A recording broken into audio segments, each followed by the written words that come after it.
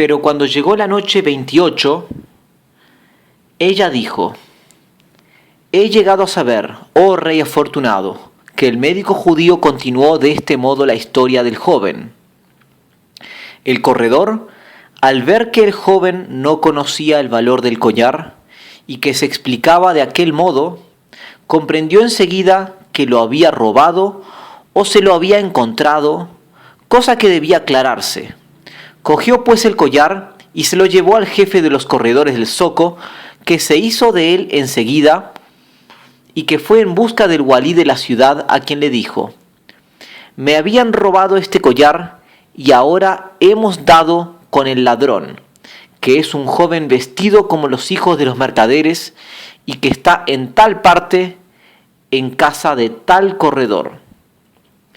Y mientras yo aguardaba al corredor con el dinero, me vi rodeado y apresado por los guardias, que me llevaron a la fuerza a la casa del walí. Y el walí me hizo preguntas acerca del collar, y yo le conté la misma historia que al corredor. Entonces el walí se echó a reír y me dijo: ahora te enseñaré el precio de este collar. E hizo una seña a sus guardias, que me agarraron, me desnudaron y me dieron tal cantidad de palos y de latigazos que me ensangrentaron todo el cuerpo. Entonces, lleno de dolor, les dije: os diré la verdad, ese collar lo he robado. Me pareció que esto era preferible a declarar la terrible verdad del asesinato de la joven, pues me habrían sentenciado a muerte y me habrían ejecutado para castigar el crimen. Y apenas me había acusado de tal robo, me asieron el brazo y me cortaron la mano derecha, como a los ladrones, y me cosieron el brazo en aceite hirviendo para cicatrizar la herida. Y caí desmayado de dolor. Y me dieron de beber una cosa que me hizo recobrar los sentidos, y entonces cogí mi mano cortada y regresé a mi casa. Pero al llegar a ella, el propietario, que se había enterado de todo, me dijo: desde el momento que te has declarado culpable de robo y de hechos indignos, no puedes seguir viviendo en mi casa. Recoge pues lo tuyo y ve a buscar otro alojamiento. Yo contesté: Señor, dame 2 o 3 días de plazo para que pueda buscar una casa. Y él me dijo: me avengo a otorgarte ese plazo. Y dejándome se fue. En cuanto a mí, me eché al suelo, me puse a llorar y me decía: ¿cómo he de volver a Mosul, mi país natal? ¿Cómo he de atreverme a mirar a mi familia después de que me han cortado una mano? Nadie me creerá cuando diga que soy inocente. No puedo hacer más que entregarme a la voluntad de Alá, que es el único que puede procurarme un medio de salvación. Los pesares y la tristeza me pusieron enfermo y no pude ocuparme en buscar hospedaje. Y al tercer día, estando en el lecho, vi invadida mi habitación por los soldados del gobernador de Damasco, que venían con el amo de la casa y el jefe de los corredores. Y entonces el amo de la casa me dijo: ¿sabe que el walí ha comunicado al gobernador general lo del robo del collar? Y ahora resulta que el collar no es de este jefe de corredores, sino del mismo gobernador general, o mejor dicho, de una hija suya, que desapareció también hace 3 años, y vienen para prenderte. Al oír esto, empezaron a temblar todos mis miembros y coyunturas, y me dije: ahora sí que me condenan a muerte sin remisión. Más me vale declarárselo todo al gobernador general. Él será el único juez de mi vida o de mi muerte. Pero ya me habían cogido y atado y me llevaban con una cadena al cuello a presencia del gobernador general, y nos pusieron entre sus manos a mí y al jefe de los corredores. El gobernador, mirándome, dijo a los suyos: este joven que me traéis no es un ladrón, y le han cortado la mano injustamente, estoy seguro de ello. En cuanto al jefe de los corredores, es un embustero y un calumniador. Apoderaos de él y metedle en un calabozo. Después el gobernador dijo al jefe de los corredores: vas a indemnizar enseguida a este joven por haberle cortado la mano. Si no, mandaré que te ahorquen y confiscaré todos tus bienes, corredor maldito. Y añadió, dirigiéndose a los guardias: quitádmelo de delante y salid todos. Entonces el gobernador y yo nos quedamos solos, pero ya me habían libertado de la argolla del cuello y tenía también los brazos libres. Cuando todos se marcharon, el gobernador me miró con mucha lástima y me dijo: oh hijo mío, ahora vas a hablarme con franqueza diciéndome toda la verdad sin ocultarme nada. Cuéntame, pues, ¿cómo llegó este collar a tus manos? Yo le contesté: oh mi señor y soberano, te diré la verdad. Y le referí cuanto me había ocurrido con la primera joven, cómo ésta me había proporcionado y traído a la casa a la segunda joven, y cómo por último, llevada de los celos, había sacrificado a su compañera. Y se lo conté con todos los pormenores, pero no es de ninguna utilidad repetirlos. El gobernador, en cuanto lo hubo oído, inclinó la cabeza lleno de dolor y de amargura y se cubrió la cara con el pañuelo. Y así estuvo durante 1 hora y su pecho se desgarraba en sollozos. Después se acercó a mí y me dijo: sabe, oh hijo mío, que la primera joven es mi hija mayor. Fue desde su infancia muy perversa, y por ese motivo hube de criarla muy severamente. Pero apenas llegó a la pubertad, me apresuré a casarla, y con tal fin la envié a El Cairo a casa de un tío suyo para unirla con uno de mis sobrinos y por lo tanto un primo suyo. Se casó con él, pero su esposo murió al poco tiempo, y entonces ella volvió a mi casa. Y no había dejado de aprovechar su estancia en Egipto para aprender todo género de libertinaje. Y tú que estuviste en Egipto ya sabes cuán expertas son en esto aquellas mujeres. No les basta con los hombres, y se aman y se mezclan unas con otras, y se embriagan y se pierden. Por eso, apenas estuvo de regreso mi hija, te encontró y se entregó a ti, y te fue a buscar 4 veces seguidas. Pero con esto no le bastaba. Como ya había tenido tiempo para pervertir a su hermana, mi segunda hija, hasta el punto de inspirarle un amor apasionado, no le costó trabajo llevarla a tu casa después de contarle cuánto hacía contigo. Y mi segunda hija me pidió permiso para acompañar a su hermana al zoco, y yo se lo concedí.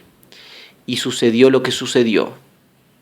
Pero cuando mi hija mayor regresó sola, le pregunté dónde estaba su hermana, y me contestó llorando, y acabó por decirme sin cesar en sus lágrimas: se me ha perdido en el zoco y no he podido averiguar qué ha sido de ella. Eso fue lo que me dijo a mí, pero no tardó en confiarse a su madre y acabó por decirle en secreto la muerte de su hermana, asesinada en tu lecho por sus propias manos. Y desde entonces no cesa de llorar y no deja de repetir día y noche: tengo que llorar hasta que me muera. Tus palabras, oh hijo mío, no han hecho más que confirmar lo que yo sabía, probando que mi hija había dicho la verdad. Ya ves, hijo mío, cuán desventurado soy, de modo que he de expresarte un deseo y pedirte un favor que confío no has de rehusarme. Deseo ardientemente que entres en mi familia, y quisiera darte por esposa a mi tercera hija, que es una joven buena, ingenua y virgen, y no tiene ninguno de los vicios de sus hermanas. y no te pediré dote para este casamiento, sino que, al contrario, te remuneraré con largueza y te quedarás en mi casa como un hijo. Entonces le contesté, hágase tu voluntad, oh mi señor, pero antes, como acabo de saber que mi padre ha muerto, quisiera mandar recoger su herencia. Enseguida el gobernador envió un propio a Mosul, mi ciudad natal, para que en mi nombre recogiese la herencia dejada por mi padre. Y efectivamente me casé con la hija del gobernador, y desde aquel día todos vivimos aquí la vida más próspera y dulce. Y tú mismo, oh médico, has podido comprobar con tus propios ojos cuán amado y honrado soy en esta casa. Y no tendrás en cuenta la descortesía que he cometido contigo durante toda mi enfermedad, tendiéndote la mano izquierda, puesto que me cortaron la derecha. En cuanto a mí, prosiguió el médico judío, mucho me maravilló esta historia y felicité al joven por haber salido de aquel modo de tal aventura. Y él me colmó de presentes y me tuvo consigo 3 días en el palacio y me despidió cargado de riquezas y de bienes. Entonces me dediqué a viajar y a recorrer el mundo para perfeccionarme en mi arte. Y he aquí que llegué a tu imperio, oh rey espléndido y poderoso. Y entonces fue cuando la noche pasada me ocurrió la desagradable aventura con el jorobado. Tal es mi historia. Entonces el rey de la China dijo, esa historia, aunque logró interesarme, te equivocas, oh médico, porque no es tan maravillosa ni sorprendente como la aventura del jorobado, de modo que no me queda más que mandaros ahorcar a los 4 y principalmente a ese maldito sastre que es causa y principio de vuestro crimen. Oídas tales palabras, el sastre se adelantó entre las manos del rey de la China y dijo, oh rey lleno de gloria, antes de mandarnos ahorcar, permíteme hablar a mí también, y te referiré una historia que encierra cosas más extraordinarias que todas las demás historias juntas y que es más prodigiosa que la historia misma del jorobado.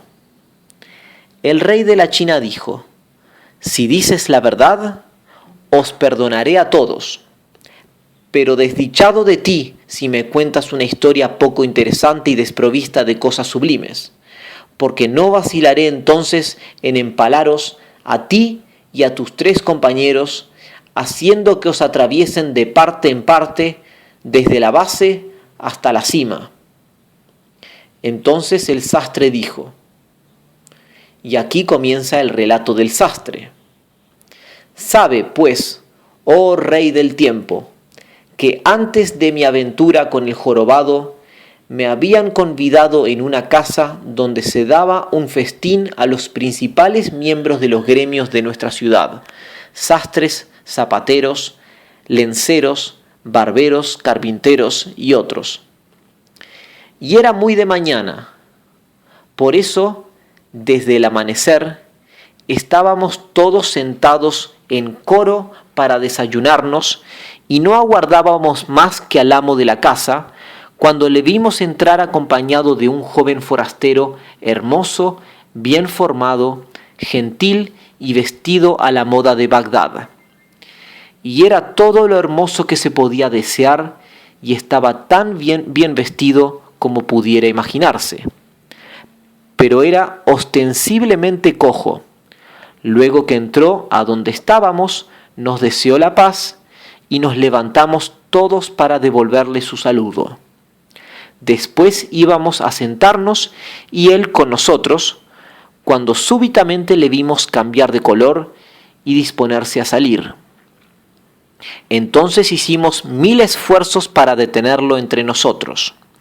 Y el amo de la casa insistió mucho y le dijo, en verdad, no entendemos nada de esto. Te ruego que nos digas qué motivo te impulsa a dejarnos. Entonces el joven respondió, Por Alá te suplico, oh mi señor, que no insistas en retenerme, porque hay aquí una persona que me obliga a retirarme, y es ese barbero que está sentado en medio de vosotros. Estas palabras sorprendieron extraordinariamente al amo de la casa, y nos dijo: ¿cómo es posible que a este joven que acaba de llegar de Bagdad le moleste la presencia de ese barbero que está aquí? Entonces todos los convidados nos dirigimos al joven y le dijimos: cuéntanos, por favor, el motivo de tu repulsión hacia ese barbero.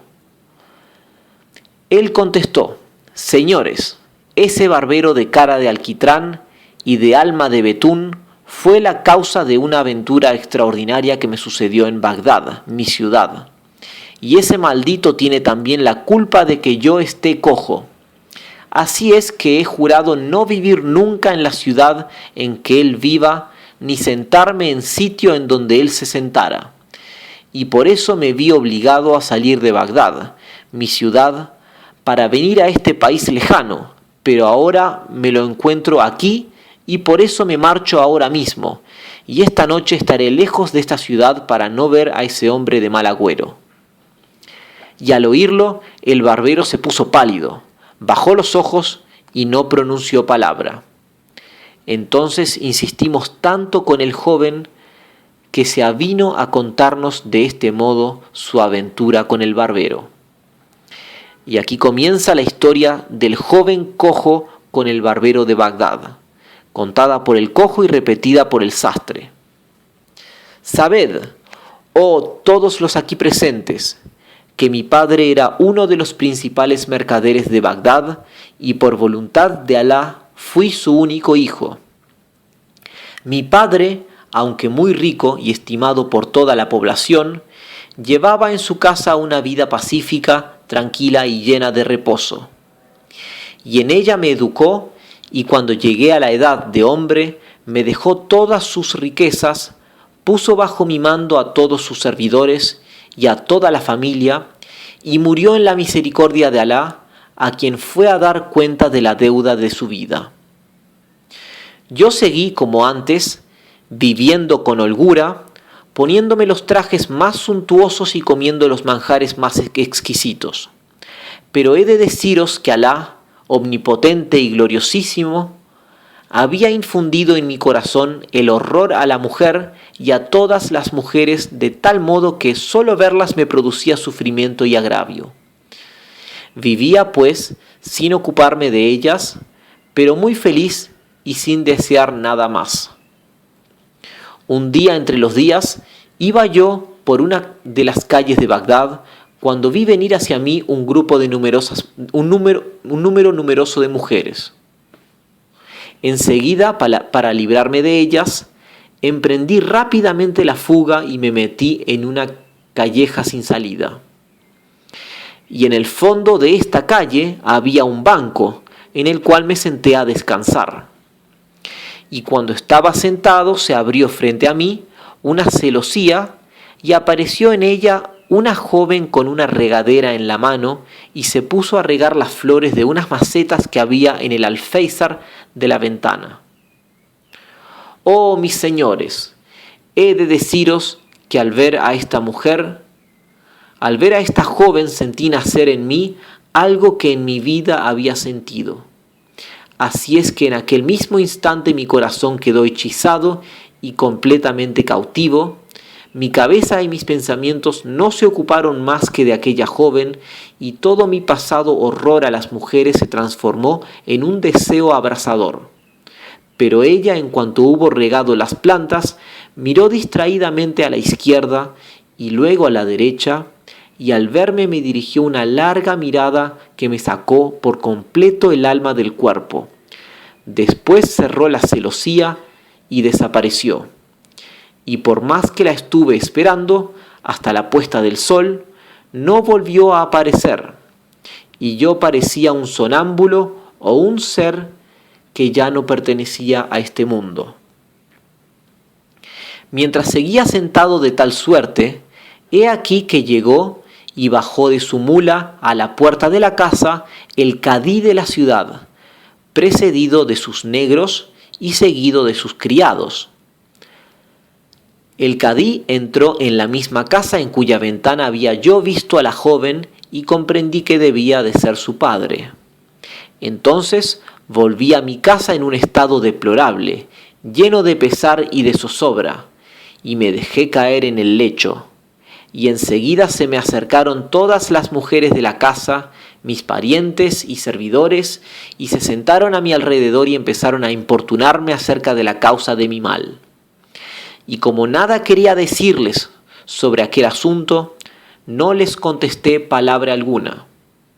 Pero de tal modo fue aumentando mi pena de día en día, que caí gravemente enfermo y me vi muy atendido y muy visitado por mis amigos y mis parientes. Y he aquí que uno de los días vi entrar en mi casa a una vieja que en vez de gemir y de compadecerse se sentó a la cabecera del lecho y empezó a decirme palabras cariñosas para calmarme. Después me miró, me examinó atentamente y pidió a mi servidumbre que me dejaran solo con ella. Entonces me dijo: «Hijo mío, sé la causa de tu enfermedad, pero necesito que me des pormenores». Y yo le comuniqué en confianza todas las particularidades del asunto, y me contestó: «Efectivamente, hijo mío, esa es la hija del cadí de Bagdad, y aquella casa es ciertamente su casa, pero sabe que el cadí no vive en el mismo piso que su hija, sino en el de abajo, y de todos modos, aunque la joven vive sola, está vigiladísima y bien guardada. Pero sabe también que yo voy mucho a esa casa, pues soy amiga de esa joven, y puedes estar seguro de que no has de lograr lo que deseas más que por mi mediación. Anímate, pues, y ten alientos». Estas palabras me armaron de firmeza, y enseguida me levanté y me sentí el cuerpo ágil y recuperada la salud. Y al ver esto se alegraron todos mis parientes, y entonces la anciana se marchó, prometiéndome volver al día siguiente para darme cuenta de la entrevista que iba a tener con la hija del cadí de Bagdad. Y en efecto, volvió al día siguiente, pero apenas le vi la cara comprendí que no traía buenas noticias. Y la vieja me dijo: «Hijo mío, no me preguntes lo que acaba de suceder. Todavía estoy trastornada. Figúrate que en cuanto le dije al oído el objeto de mi visita, se puso de pie y me replicó muy airada: «Malhadada vieja, si no te callas en el acto y no desistes de tus vergonzosas proposiciones, te mandaré castigar como mereces». Entonces, hijo mío, ya no dije nada, pero me propongo intentarlo por segunda vez. No se dirá que he fracasado en estos empeños en los que soy más experta que nadie. Después me dejó y se fue. Pero yo volví a caer enfermo y con mayor gravedad, y dejé de comer y de beber. Sin embargo, la vieja, como me había ofrecido, volvió a mi casa a los pocos días, y su cara resplandecía y me dijo sonriendo: «Vamos, hijo, dame albricias por las buenas nuevas que te traigo». Y al oírla sentí tal alegría que me volvió el alma al cuerpo, y le dije enseguida a la anciana: «Ciertamente, buena madre, te deberé el mayor beneficio». Entonces ella me dijo: «Volví ayer a casa de la joven, y cuando me vio triste y abatida, y con los ojos arrasados en lágrimas, me preguntó: «Oh, mísera, ¿por qué está tan oprimido tu pecho? ¿Qué te pasa?». Entonces se aumentó mi llanto, y le dije: «Oh, hija mía y señora, ¿no recuerdas que vine a hablarte de un joven apasionadamente prendado de tus encantos? Pues bien, hoy está por morirse por culpa tuya. Y ella, con el corazón lleno de lástima y muy enternecida, preguntó: ¿pero quién es ese joven de quien me hablas? Y yo le dije: es mi propio hijo, el fruto de mis entrañas. Te vio hace algunos días, cuando estabas regando las flores, y pudo admirar un momento los encantos de tu cara. Y él, que hasta ese momento no quería ver a ninguna mujer y que se horrorizaba de tratar con ellas, está loco de amor por ti. Por eso, cuando le conté la mala acogida que me hiciste, recayó gravemente en su enfermedad. Y ahora acabo de dejarle tendido en los almohadones de su lecho, a punto de rendir el último suspiro al Creador. Y me temo que no haya esperanza de salvación para él. A estas palabras la joven palideció y me dijo: ¿y todo eso es por causa mía? Yo le contesté: por Alá, que así es. ¿Pero qué piensas hacer ahora? Soy tu sierva y pondré tus órdenes sobre mi cabeza y sobre mis ojos. Y la muchacha dijo: ve enseguida a su casa y transmítele de mi parte el saludo y dile que me da mucho dolor su pena. Y enseguida le dirás que mañana viernes, antes de la plegaria, le aguardo aquí. Que venga a casa y yo diré a mi gente que le abran la puerta, le haré subir a mi aposento y pasaremos juntos toda una hora. Pero tendrá que marcharse antes de que mi padre vuelva de la oración. Oídas las palabras de la anciana, sentí que recobraba las fuerzas y que se desvanecían todos mis padecimientos y que descansaba mi corazón. Y saqué del ropón una bolsa repleta de dinares y rogué a la anciana que lo aceptase. Y la vieja me dijo: ahora reanima tu corazón y ponte alegre. Y yo le contesté: en verdad que se acabó mi mal. Y en efecto mis parientes notaron bien pronto mi curación y llegaron al colmo de la alegría lo mismo que mis amigos.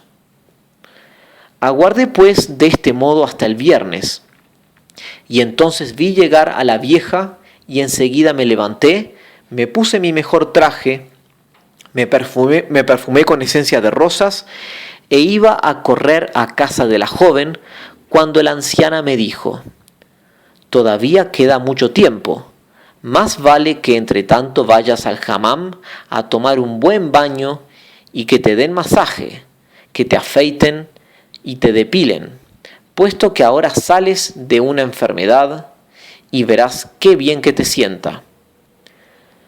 Y yo respondí: verdaderamente es una idea acertada, pero mejor será llamar a un barbero para que me afeite la cabeza y después iré a bañarme al hammam. Mandé entonces a un sirviente que fuese a buscar a un barbero y le dije: ve enseguida al zoco y busca un barbero que tenga la mano ligera, pero sobre todo que sea prudente y discreto, sobrio en palabra y nada curioso, que no me rompa la cabeza con su charla como hacen en su mayor parte los de su profesión. Y mi servidor salió a escape y me trajo un barbero viejo. Y el barbero era ese maldito que ves delante de vosotros, oh mis señores. Cuando entró, me deseó la paz, y yo correspondí a su saludo de paz. Y me dijo: que Alá aparte de ti toda desventura, toda pena, zozobra, dolor y adversidad. Y yo contesté: ojalá atienda Alá tus buenos deseos. Y prosiguió: he aquí que te anuncio la buena nueva, ah mi Señor, y la renovación de tus fuerzas y de tu salud. ¿Y qué he de hacer ahora? ¿Afeitarte o sangrarte? Pues no ignoras que nuestro gran Ibn Abbas dijo: el que se corta el pelo el día del viernes alcanza el favor de Alá, pues aparta de él 70 clases de calamidades. Y el mismo Ibn Abbas ha dicho: pero el que se sangra en viernes o hace que le apliquen ese mismo día ventosas escarificadas, se expone a perder la vista y corre el riesgo de coger todas las enfermedades. Entonces le contesté: oh jeque, basta ya de chanzas, levántate enseguida para afeitarme la cabeza y hazlo pronto porque estoy débil y no puedo hablar, ni aguardar mucho. Entonces se levantó y cogió un paquete cubierto con un pañuelo en que debía llevar la bacia, las navajas y las tijeras. Lo abrió y sacó no la navaja sino un astrolabio de 7 facetas. Lo cogió, se salió al medio del patio de mi casa, levantó gravemente la cara hacia el sol, lo miró atentamente, examinó el astrolabio, volvió y me dijo: has de saber que este viernes es el 10º día del mes de Safrar del año 763 de la Égira de nuestro santo profeta. Vayan a él la paz y las mejores bendiciones. Y lo sé por la ciencia de los números, lo cual me dice que este viernes coincide con el preciso momento en que se verifica la conjunción del planeta Mirrik con el planeta Jutared, por 7 grados y 6 minutos. Y esto viene a demostrar que el afeitarse hoy la cabeza es una acción fausta y de todo punto admirable. Y claramente me indica también que tienes la intención de celebrar una entrevista con una persona cuya suerte se me muestra como muy afortunada. Y aún podría contarte más cosas que te han de suceder, pero son cosas que debo callarlas. Yo contesté: por Alá, me ahogas con tanto discurso y me arrancas el alma. Parece también que no sabes más que vaticinar cosas desagradables. Y yo solo te he llamado para que me afeites la cabeza. Levántate pues y afeítame sin más discursos. Y el barbero contestó: por Alá, si supieses la verdad de las cosas me pedirías más pormenores y más pruebas. De todos modos, sabe que, aunque soy barbero, soy algo más que barbero, pues además de ser el barbero más reputado de Bagdad, conozco admirablemente, aparte del arte de la medicina, las plantas y los medicamentos, la ciencia de los astros, las reglas de nuestro idioma, el arte de las estrofas y de los versos, la elocuencia, la ciencia de los números, la geometría, el álgebra, la filosofía, la arquitectura, la historia y las tradiciones de todos los pueblos de la tierra. Por eso tengo mis motivos para aconsejarte, oh mi Señor, que hagas exactamente lo que dispone el horóscopo que acabo de obtener gracias a mi ciencia y al examen de los cálculos astrales.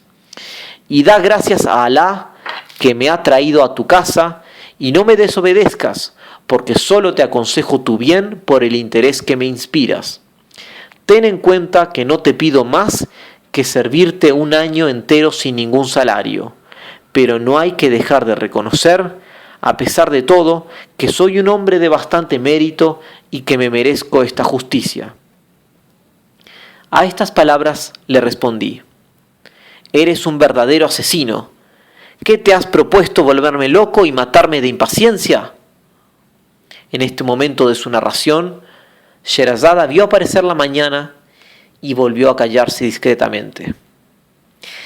En el capítulo que viene continuaremos la narración cuando llega la noche 29.